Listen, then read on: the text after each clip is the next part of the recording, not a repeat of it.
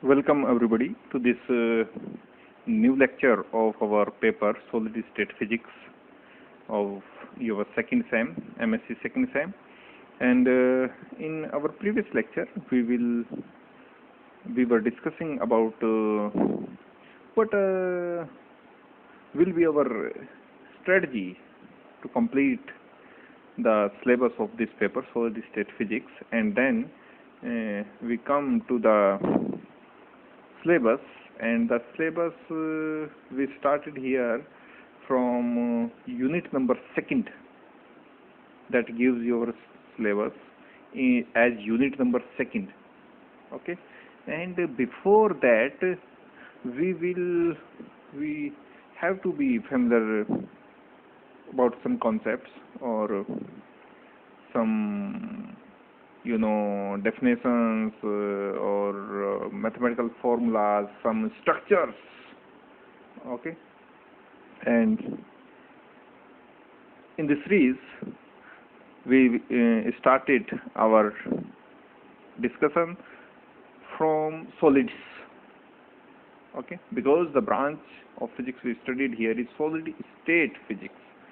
So as we were discussed in our previous lecture, we never talk about the rest two stages of matter, that is the liquid and gas, and we always concentrated about this particular state, that is solid. So solids के बारे में हम बात कर रहे थे.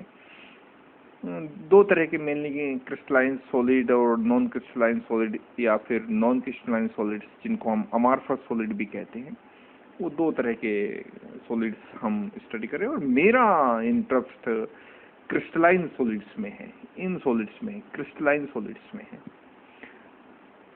आपको कल बताया गया था कि क्रिस्टलाइन सॉलिड्स को अगर आप सब कैटेगराइज करें तो वो फिर से सब कैटेगरी में डिवाइड होते हैं, that is in single crystal and poly crystalline crystal. Single crystal and poly crystalline crystal, these are two crystalline form of solid, but periodicity of atoms, periodicity, अभी हम बात करेंगे periodicity के ऊपर. जब हम स्ट्रक्चर्स को स्टडी करेंगे तब आपको वहाँ से समझ आ जाएगा कि हम क्यों periodicity जैसे वर्ड को यूज कर रहे हैं. तो सिंगल क्रिस्टल में periodicity of atoms extends throughout the matter, and polycrystalline crystals में एक छोटे छोटे एक एग्रीगेट है, a number of crystallites, and defined by or separated by well-defined boundaries known as grain boundaries और NaCl. मैंने एग्जांपल यहाँ दिया था आपको. नॉन क्रिस्टलाइन सॉलिड्स, जिनमें पहली बात तो ये है पीरियोडिसिटी ऑफ एटम्स आप बात नहीं कर सकते कि कुछ एक्सटेंड होता भी है या नहीं, वहाँ होती भी है पीरियोडिसिटी या नहीं. अगर होती भी है तो एटॉमिक डिस्टेंस तक होती है, केवल एटॉमिक डिस्टेंस तक होती है, और वो हमारे लिए अप्रोक्सीमेटली नेग्लिजिबल है. Glass, plastic, rubbers are the examples of amorphous solids. तो इस कैटेगरी के ऊपर हम इस पूरी बुक में बात नहीं करने वाले, अमॉर्फस या नॉन क्रिस्टलाइन सॉलिड्स. हम बात करेंगे केवल क्रिस्टलाइन सॉलिड्स के ऊपर. ओके, और ऐसी ब्रांच जो हमें जानकारी देती है ज्योमेट्रिकल शेप्स के बारे में, फिजिकल प्रॉपर्टीज के बारे में of crystalline solids is known as crystallography. तो एक्चुअली जो सॉलिड स्टेट का सिलेबस है, पेपर है, उसमें हम क्रिस्टलोग्राफी को स्टडी करने जा रहे हैं. क्रिस्टलोग्राफी को स्टडी करने, that science or that branch of physics which dealing with the geometrical shapes and physical properties of solids is known as, not solids, is about crystalline solids, physical properties and geometrical shapes of crystalline solids only, known as crystallography. So actually हम solid state physics में तो फिर ये दोनों solids आ जाएंगे, पर हम particularly crystalline solid को स्टडी करना चाहते हैं. तो वो जो ब्रांच है जो मुझे इसके बारे में जानकारी देगी, वो उसको हम कहेंगे crystallography. This crystallography. Okay, so let's start it. ये बेसिक अजम्पशंस हैं जिनके बेस पे हम सॉलिड स्टेट फिजिक्स को बिल्ड करने की कोशिश कर रहे हैं। सॉलिड्स कितने तरह के होते हैं, या फिर आप कहें कि क्रिस्टलाइन सॉलिड्स क्या हैं, नॉन क्रिस्टलाइन सॉलिड क्या हैं, फिर क्रिस्टलाइन सॉलिड्स को हम, ये सब बेसिक जानकारियां हैं जो आप ग्रैब करते हुए चलेंगे। आगे हम बात कर लेते हैं स्पेस लैटिस की। डायरेक्टली हम बात कर लेते हैं स्पेस लैटिस की। What is space lattice? Actually जब हमने सॉलिड्स को स्टडी करना शुरू किया और हमारे सामने जो सबसे बड़ी समस्या थी वो ये थी कि इन सॉलिड्स के स्ट्रक्चर को कैसे स्टडी किया जाए, सॉलिड के स्ट्रक्चर्स को कैसे स्टडी किया जाए। तो सॉलिड के स्ट्रक्चर को हम अंदर से जाकर, तो सॉलिड के अंदर जाकर तो हम स्टडी नहीं कर सकते थे, तो ये एक बड़ी समस्या थी।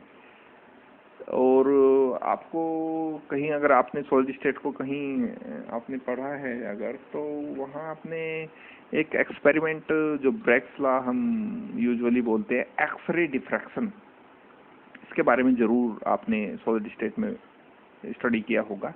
तो वो जो एक्सपेरिमेंट था वो बेसिक बिल्डिंग ब्लॉक्स आप कह सकते हैं इस बुक का बना। एक्सरे डिफ्रैक्शन के बाद ही पता लगा कि हाँ, किस तरह से लेवलिंग होती है, स्पेस लैटिस क्या होता है, यूनिट सेल क्या होता है, ये सब डेफिनेशंस जो हैं वो हमारे इंटरेस्ट में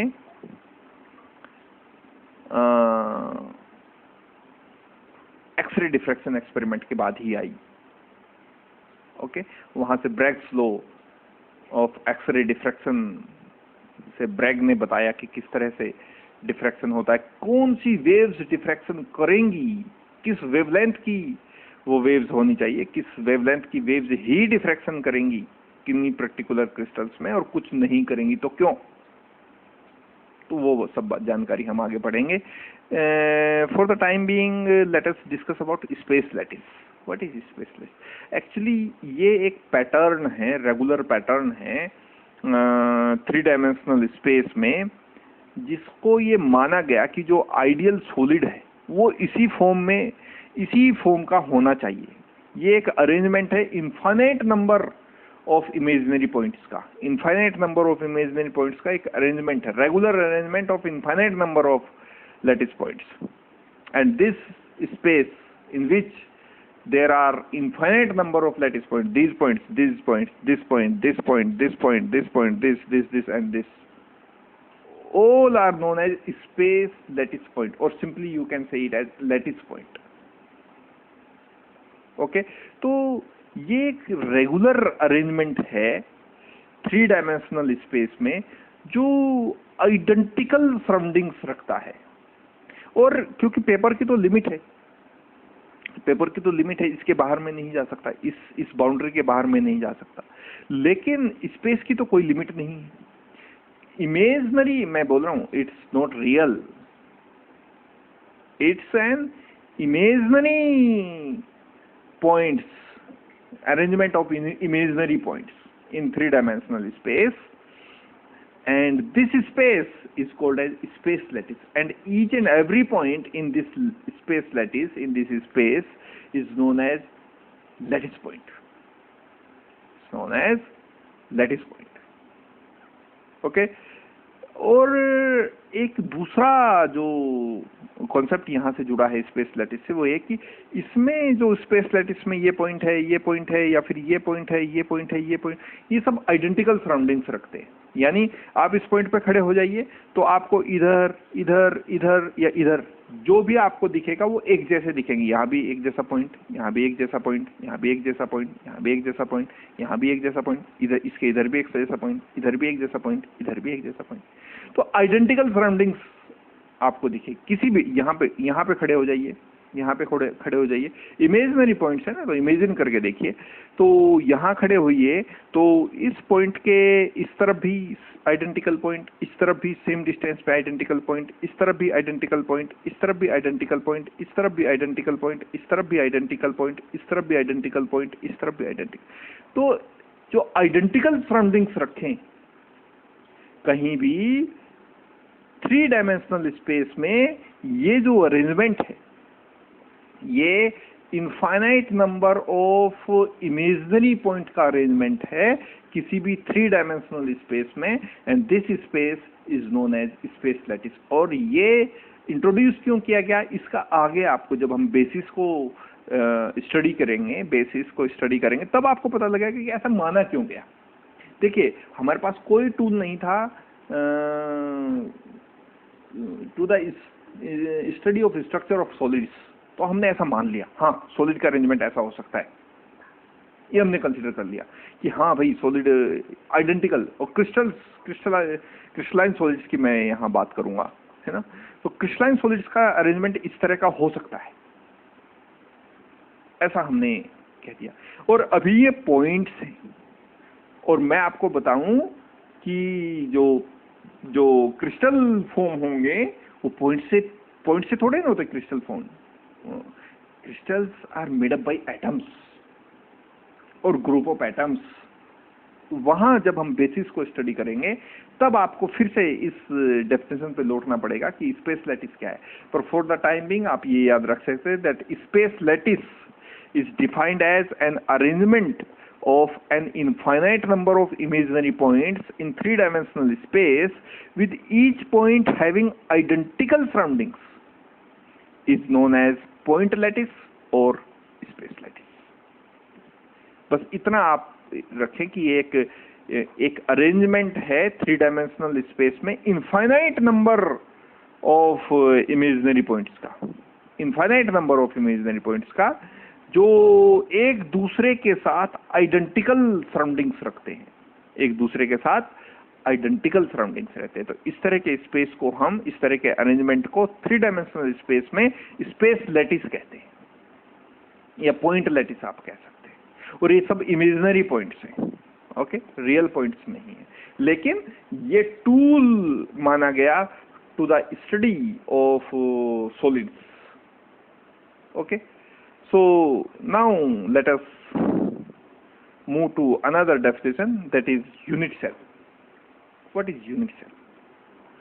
Unit cell is basically a basic building block, you can say it as basic building block of crystal structure. Okay, let us first define it. So unit cell, what is a unit cell? A unit cell may be defined as the smallest unit of lattice, this lattice space, smallest unit of lattice on continuous repetition। अगर हम इसका continuous repetition कर दें, then generates the complete lattice, and ये पूरी का पूरे उस lattice को generate कर देगा। दो तरह के होते हैं, primitive unit cells and non-primitive unit cells। Okay, आप यूनिट सेल को इस तरह से समझ सकते हैं जैसे मकान अगर आप बनाना चाहते हैं तो ब्रिक्स यानी ईंटों की आपको आवश्यकता होगी। एक ईंट जुड़ेगी दूसरी ईंट के साथ, एक दीवार तैयार होगी, दूसरी दीवार तैयार होगी, चौथी दीवार तैयार होगी, और एक पूरा मकान उन ईंटों के लगातार रिपीटेशन से, एक रेगुलर फैशन में अगर आप रिपीट करते हैं उन ईंटों को, तो एक पूरी बिल्डिंग आप तैयार कर सकते हैं। तो जैसे किसी बिल्डिंग में एक ईंट बेसिक बिल्डिंग ब्लॉक है, यानी सबसे छोटी यूनिट जो आप कह सकते हैं किसी भी मकान में, वो एक ईंट है। और ईंटों का अगर आप एक रेगुलर फैशन में रिपीटेशन करें तो एक पूरी बिल्डिंग तैयार हो जाती। तो इसी तरह यूनिट सेल इस स्पेस लैटिस में एक सबसे छोटी यूनिट है, the smallest unit of the space lattice और a crystal structure, the smallest unit which on continuous repetition generates the whole solid और होल क्रिस्टल और द होल लैटिस। दो तरह के होते हैं unit cells, primitive unit cells and non primitive unit cells. Primitive unit cells वो unit cells होते हैं जिनमें जो लैटिस पॉइंट्स हैं, जो हम यहाँ स्टडी करके आए हैं, जो लैटिस पॉइंट का एग्जिस्टेंस है वो केवल कॉर्नर्स पे होता है, केवल कॉर्नर्स पे होता है। और नॉन प्रिमिटिव यूनिट सेल्स में जो लैटिस पॉइंट्स हैं वो कॉर्नर की जगह किसी दूसरी पोजीशन पे भी हो सकते हैं, जैसे सेंटर में हो सकते हैं या सरफेस पे हो सकते हैं, और दूसरी पोजीशन पे भी लैटिस पॉइंट हो सकते हैं। लेकिन प्रिमिटिव यूनिट सेल में जो लैटिस पॉइंट का एग्जिस्टेंस है वो उसके केवल कॉर्नर्स पे होगा, और नॉन प्रिमिटिव यूनिट सेल्स में कॉर्नर के बजाय वो उसके सेंटर पे हो सकता है, सरफेस पे हो सकता है, या दूसरी किसी पोजीशन पे हो सकता है। यानी effective number of lattice point जो प्रिमिटिव यूनिट सेल्स में होंगे हमेशा इक्वल टू रहेंगे 1 के, और जो नॉन प्रिमिटिव यूनिट सेल्स में जो effective number of lattice points रहेंगे वो हमेशा ग्रेटर देन 1 रहेगा। Effective number of lattice points को भी आगे हम बहुत अच्छे से स्टडी करने वाले हैं, लेकिन फिर भी आप फॉर द टाइम बीइंग आप ये समझ सकते हैं कि कॉर्नर्स 4 कोने हैं, चारों पे एक एक लैटिस पॉइंट है, तो आप डिवाइड कीजिए 4/4 इज गिव्स यू 1। लेकिन यहाँ जो टोटल लैटिस पॉइंट्स का नंबर है वो जो कोने वाले लैटिस पॉइंट्स हैं उनसे ज्यादा है, तो that is why this value is greater. The effective number of lattice point in a non-primitive unit cell is always greater than 1, and in a primitive unit cell is equal to 1.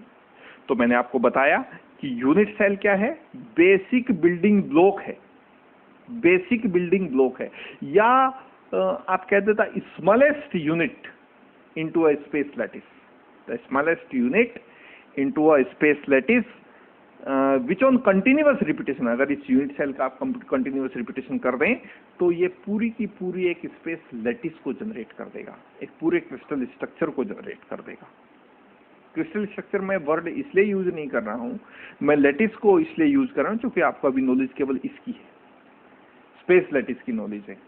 आप अभी basis को नहीं study करते, जब हम basis के topic पे आएंगे, होपफुली आज ही आएंगे, तो वहां से फिर हम वर्ड यूज शुरू करेंगे क्रिस्टल स्ट्रक्चर। लेकिन उससे पहले हम नहीं कह सकते कि हाँ क्रिस्टल स्ट्रक्चर आ गया है, हमें पता ही नहीं है अभी क्रिस्टल स्ट्रक्चर। हमें तो केवल इतनी नॉलेज आई है कि हाँ एक 3 डायमेंशनल स्पेस में एक रेगुलर फैशन में अगर इमेजिनरी पॉइंट्स हैं तो उन इमेजिनरी पॉइंट्स को हम स्पेस लैटिस कहते हैं। और एक दूसरी जो क्वालिटी इन पॉइंट्स के साथ होती है वो ये कि ये आइडेंटिकल सराउंडिंग्स रखते हैं, आइडेंटिकल सराउंडिंग्स रखते हैं।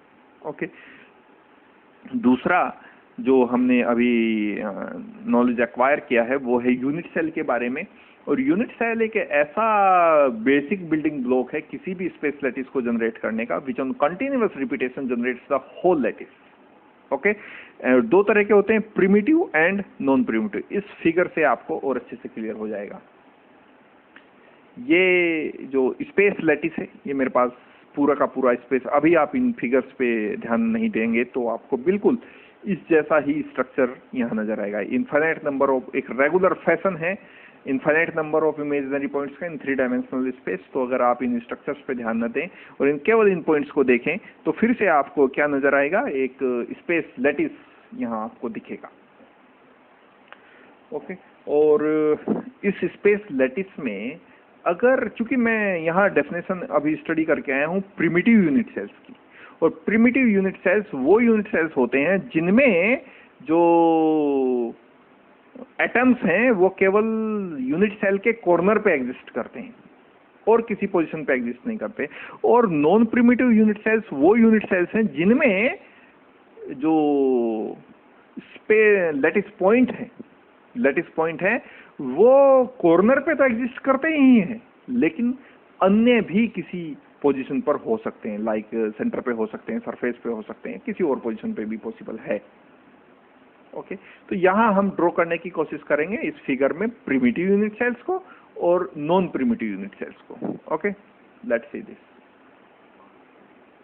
सो प्रिमिटिव यूनिट सेल्स, आप देखिए ये स्पेस लैटिस है, मेरे पास पूरा स्पेस लैटिस है, और मैं ये जानता हूं कि प्रिमिटिव यूनिट सेल्स वो यूनिट सेल्स हैं जिनमें effective number of lattice point equals to 1 होता है, और जो लैटिस पॉइंट एग्जिस्ट करते हैं वो केवल कॉर्नर पे एग्जिस्ट करते हैं, केवल कॉर्नर पे एग्जिस्ट करते हैं। तो देखिए इस यूनिट सेल को देखिए, मैंने इस पॉइंट को इस पॉइंट से मिलाया, इस पॉइंट को इस पॉइंट से मिलाया, और इस पॉइंट को इस पॉइंट से मिलाया, इस पॉइंट को इस पॉइंट से मिलाया।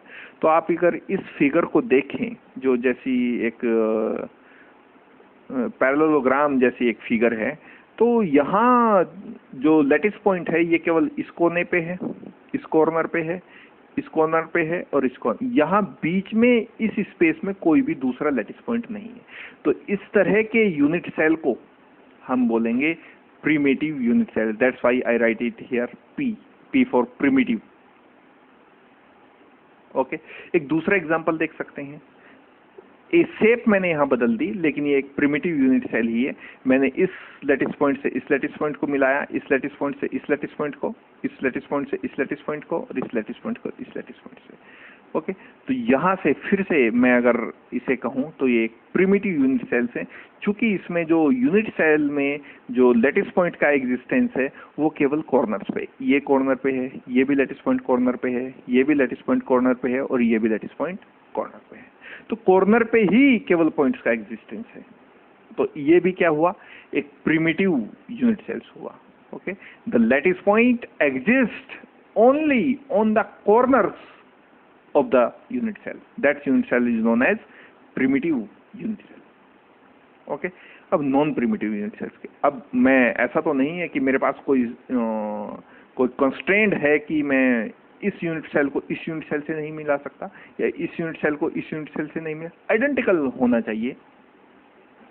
तो मैंने क्या किया, इस यूनिट सेल से इसको मिलाया, इस यूनिट सेल से इसको मिलाया, इस यूनिट सेल से इसको, इस यूनिट सेल से इस पॉइंट को, इस पॉइंट से इस पॉइंट को, इस पॉइंट से इससे, फिर से इसको इससे और इसको इससे। लेकिन जब मैं इनको दोनों को सराउंड करता हूं तो एक लैटिस पॉइंट मेरे सेंटर में भी यहां मुझे दिखाई देता है।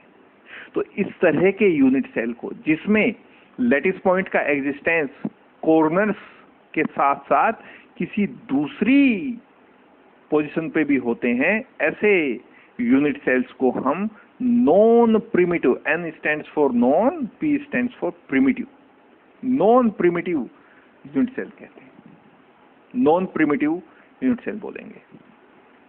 ओके, एक दूसरा एग्जांपल ये हो सकता है, यहाँ देखिए, यहाँ मेरे पास जो यूनिट सेल्स हैं वो मैंने इसको इस यूनिट सेल से, इसको इस यूनिट सेल पे, इसको इस यूनिट सेल से और इसको इस यूनिट सेल पे। तो यहाँ जो मेरे पास एग्जिस्टेंस है यूनिट सेल्स का, वो कॉर्नर्स पे तो है ही, इन चारों कॉर्नर्स पे तो है ही, जैसे यहाँ था, इन चारों कॉर्नर्स पे तो यूनिट सेल जो लैटिस पॉइंट है वो है ही। लेकिन जो लैटिस पॉइंट का एग्जिस्टेंस है वो यहाँ mid of the line joining the two lattice point, यहाँ भी है, यहाँ भी लैटिस पॉइंट है, यहाँ भी, और इसके सेंटर पे भी लैटिस पॉइंट है। तो ये भी कैसा सेल हुआ, non primitive unit cell.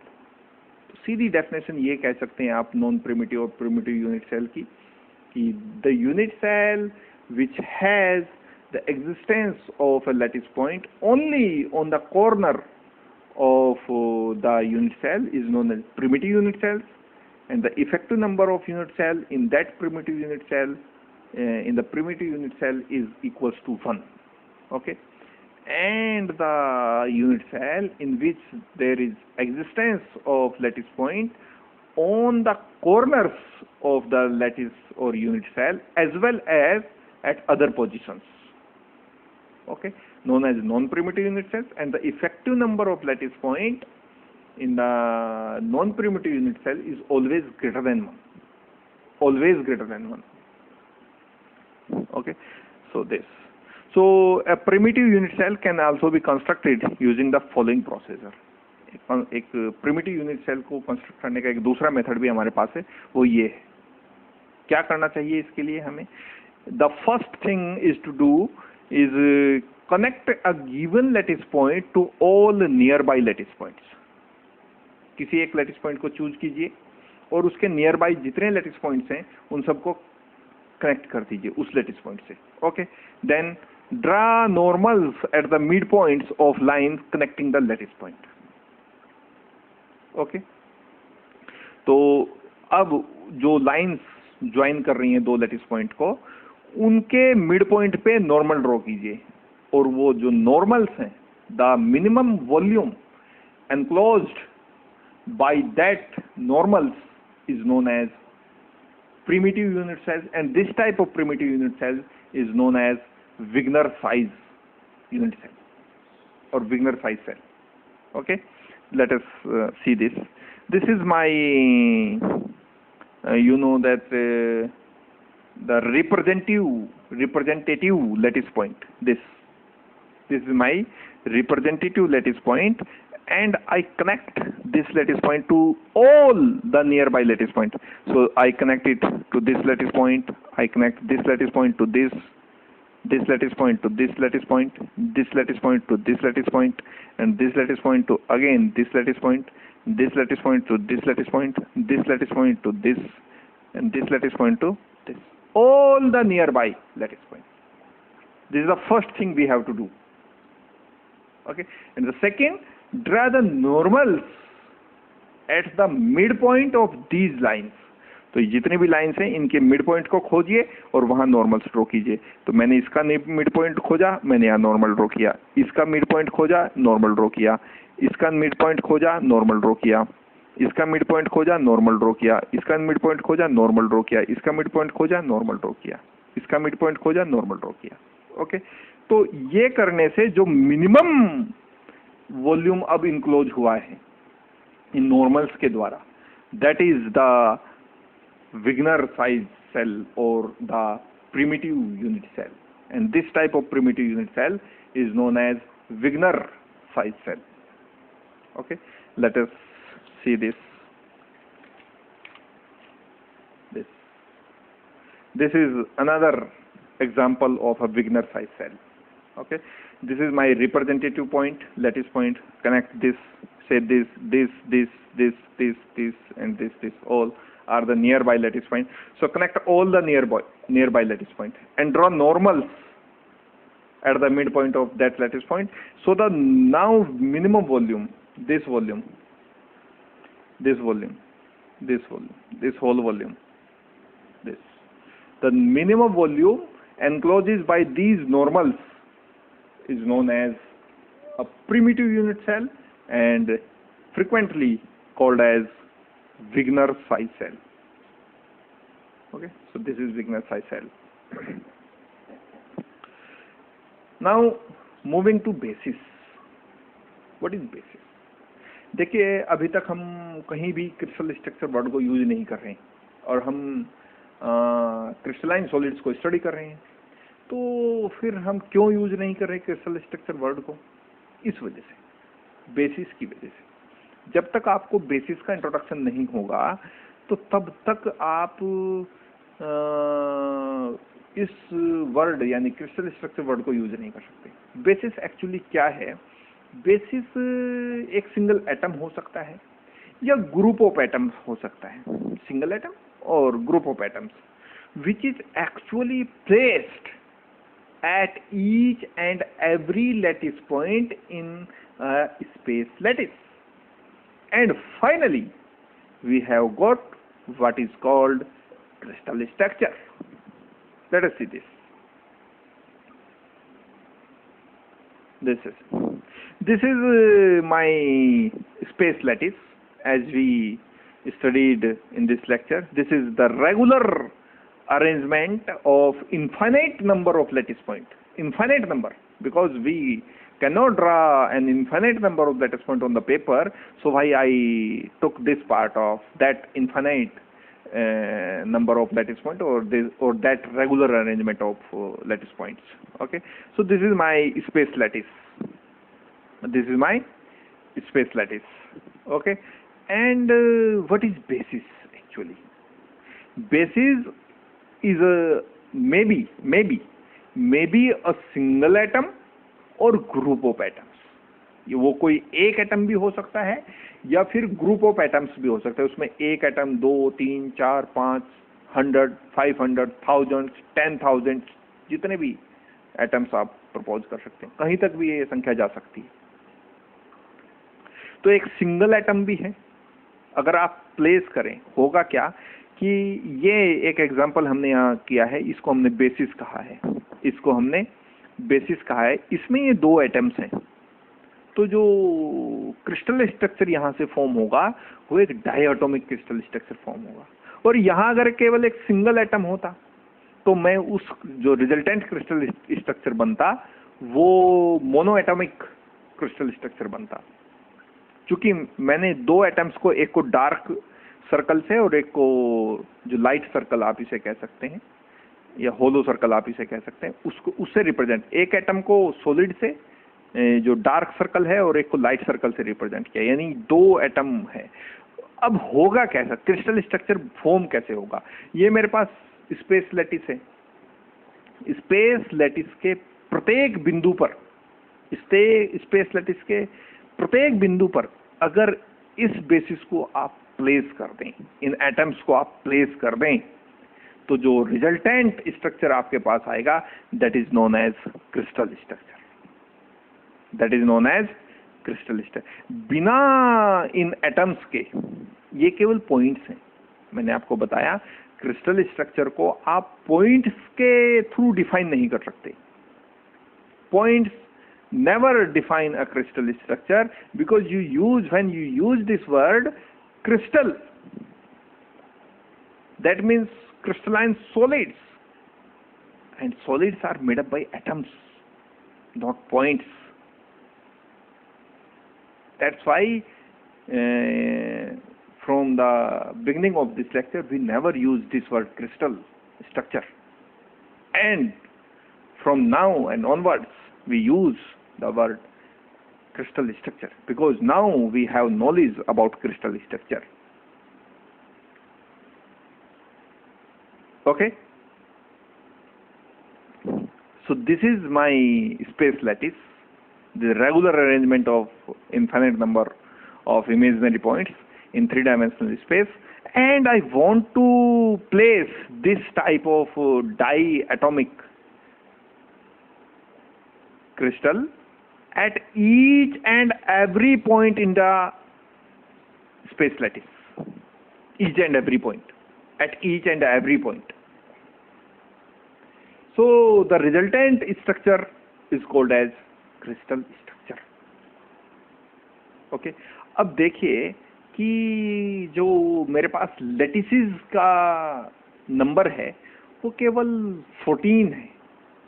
14 lattices we have so far in 2 dimensional and 3 dimensional. हम आगे स्टडी करने वाले हैं, तो अभी आप याद रखिए कि 14 वो नंबर है जिसमें मेरे पास टोटल अवेलेबल लैटिसेस हैं इन 2 डायमेंशनल एंड 3 डायमेंशनल। और क्रिस्टल स्ट्रक्चर का नंबर तो बहुत बड़ा है। क्रिस्टल स्ट्रक्चर तो कुछ भी पॉसिबल हो सकता है। वो कैसे पॉसिबल होते हैं? अब नंबर ऑफ लैटिसेस तो मेरे पास केवल 14 थे, लेकिन मेरे पास बेसिस की संख्या बहुत है। मान लीजिए एक एटम में प्लेस करता हूँ यहाँ यहाँ यहाँ यहाँ यहाँ यहाँ यहाँ यहाँ यहाँ, हर जगह एक सिंगल एटम में प्लेस करता हूँ, तो ये मेरे पास जो क्रिस्टल स्ट्रक्चर बनेगा वो एक मोनो एटॉमिक क्रिस्टल स्ट्रक्चर बनेगा।